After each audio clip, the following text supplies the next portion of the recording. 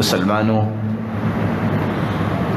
کچھ باتیں کتابوں میں پڑھا کرتے تھے آپ کہ فلاں صحابی، فلاں تابعی، فلاں تبع تابعی، فلاں سلف صالحین، فلاں نیک لوگوں نے قربانیاں دیں اور آج دین ہم تک پہنچا ہے۔ مسلمانوں، آج وہ وقت آ گیا ہے کہ جب وہ امتحان اور آزمائش میرے اور آپ کے کندھوں پر بھی ہے۔ میری اور آپ کی ذمہ داری کیا بنتی ہے؟ اس ذمہ داری کو میں 3 الفاظ میں سمو دینا چاہتا ہوں۔ جب ہارون الرشید نے امام مالک رحمت اللہ علیہ سے سوال کیا تھا کہ بتائیے، جب سید المرسلین کی ناموس کے متعلق اگر کوئی بات ہو تو کیا کرنا چاہیے؟ وہ چپ رہے۔ پھر کہنے والے نے کہا عراقیوں نے تو یہ کہا ہے، عراق کے فقہا نے تو یہ کہا ہے۔ تو امام مالک رحمت اللہ علیہ نے کہا تھا، جس قوم کو، جس کے نبی کے بارے میں وہ قوم زندہ ہو، مسلمان ہو، اور اس کے نبی کے بارے میں زبان کھولی جائے اور وہ برداشت کرے، اس قوم کو زندہ رہنے کی ضرورت نہیں ہے۔ مسلمان غیرت مند ہوتا ہے، مسلمان یہ جذبات رکھتا ہے کہ میری زندگی کی کوئی قیمت نہیں اگر سید المرسلین کی ذات اقدس کے اوپر کوئی بات آ جائے۔ لا یؤمن احدکم حتی اکون احب الیہ من والدہ وولدہ، من ولدہ ووالدہ والناس اجمعین کما فی روایت اخری۔ اس وقت تک کوئی شخص کامل مسلمان نہیں ہوتا جب تک، اللہ کے رسول فرماتے ہیں، میں اس کی اولاد، اس کے والدین اور پوری کائنات سے محبوب نہیں بن جاتا۔ رسول اللہ صلی اللہ علیہ وآلہ وسلم کے ناموس کی حفاظت میری اور آپ کی ذمہ داری ہے۔ یہ ناموس کی حفاظت کیسے ہوگی؟ سب سے پہلا طریقہ، آپ صلی اللہ علیہ وسلم کی اطاعت کی جائے، آپ صلی اللہ علیہ وسلم کی سنت کے تذکرے عام کیے جائیں، آپ کے طور طریقے اس کو اپنی زندگی کے معمولات میں شامل کیا جائے۔ سب سے پہلا طریقہ، آپ کی نافرمانی سے بچا جائے، بدعات سے بچا جائے، جن باتوں سے آپ نے روک دیا ہے اس سے بچا جائے۔ اس وقت تک ناموس کی حفاظت نہیں ہوگی جب تک میرا عمل یہ نہیں بتائے گا کہ میں اللہ کے رسول کا سچا متبع ہوں، مطیع ہوں، فرما بردار ہوں۔ جہاں انہوں نے بٹھا دیا بیٹھنا ہے، جہاں انہوں نے اٹھا دیا وہاں اٹھنا ہے، جس بات کا حکم دیا ہے اس کو بجا لانا ہے، جس بات سے روک دیا ہے اس سے رکنا ہے۔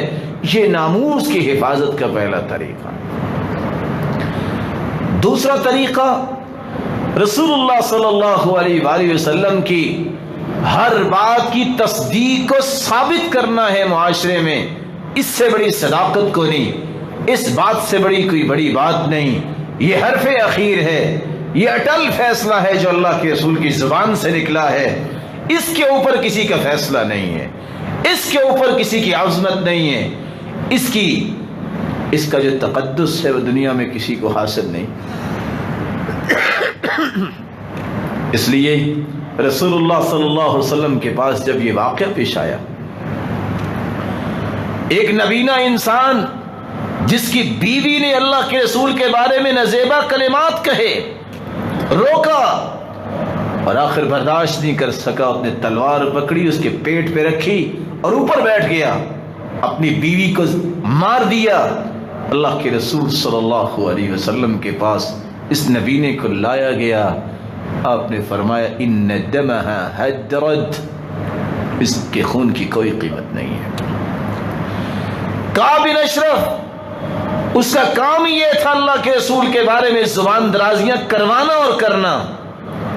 آپ صلی اللہ علیہ وسلم نے فرمایا کون ہے جو اس سے جان چھڑائے؟ صحابی کس طرح گئے اور کس طرح اس کی گردن تن سے جدا کی۔ ابو رافع یہودی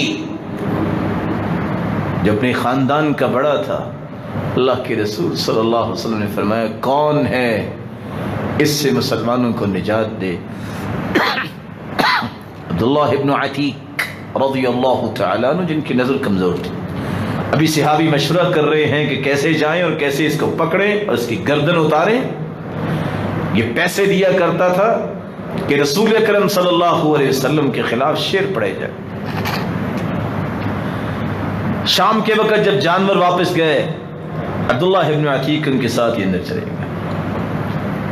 مربد جہاں گدوں کو باندھا جاتا ہے، قلعے کا دروازہ بند کیا گیا، چابی وہاں رکھی گئی، اور یہ دیکھ رہے تھے۔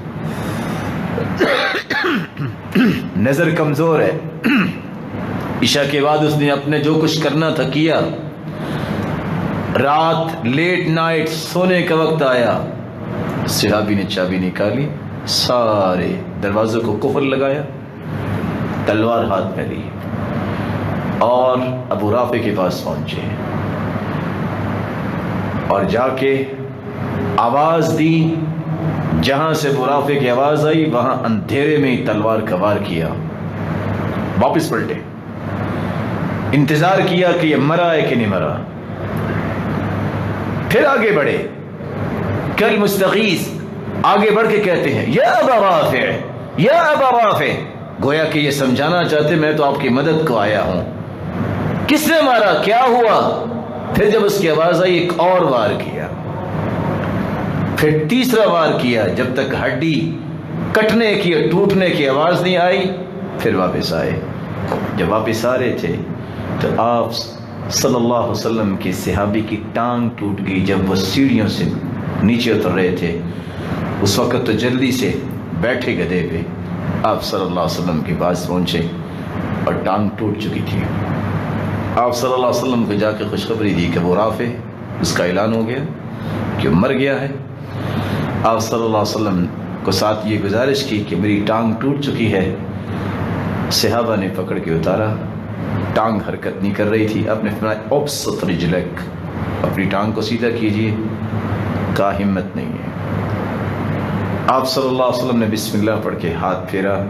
صحابی کہتے ہیں کہ اللہ کے رسول نے فرمایا کھڑے ہو جاؤ، مجھے آج تک پتہ نہیں چلا کہ میری ٹانگ دائیں ٹوٹی تھی کہ بائیں ٹوٹی تھی۔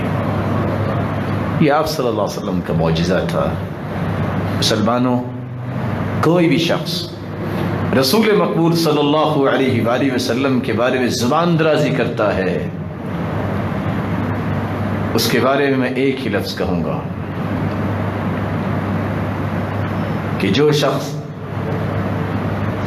اللہ کے رسول صلی اللہ علیہ وآلہ وسلم کی ناموس کی حفاظت نہیں کر سکتا، اسے اللہ کے رسول کی سچی محبت کا دعوے دار اور اپنی محبت کی نسبت بھی نہیں کرنی چاہیے۔ سچ کہا تھا جس نے کہا تھا